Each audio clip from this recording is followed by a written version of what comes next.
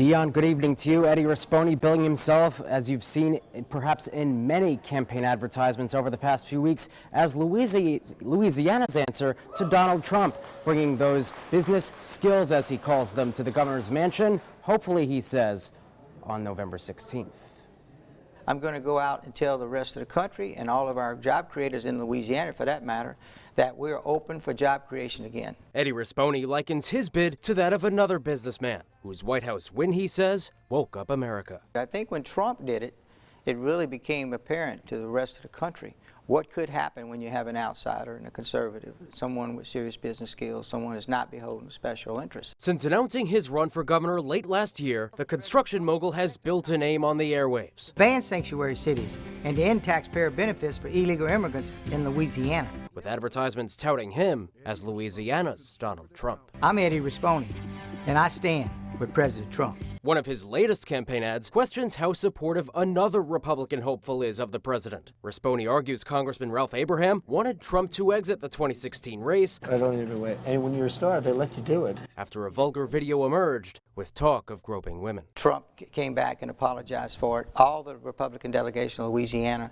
said it was inappropriate, but they didn't ask him to step aside and as a nominee against Hillary Clinton and let Pence take it.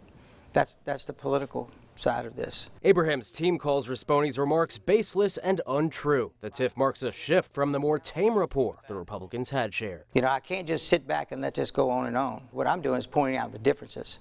You know, you got the governor, what he does, and you got Ralph, what he does. You know, where am I coming from?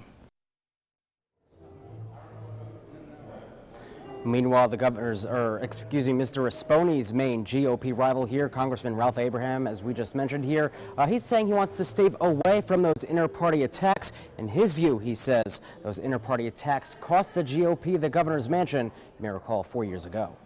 It boils down to that, just touching those people, talking to them about the issues. You know, they're wringing their hands when they're sitting around that kitchen table trying to pay the bills. There's just not enough money left at the end of the month.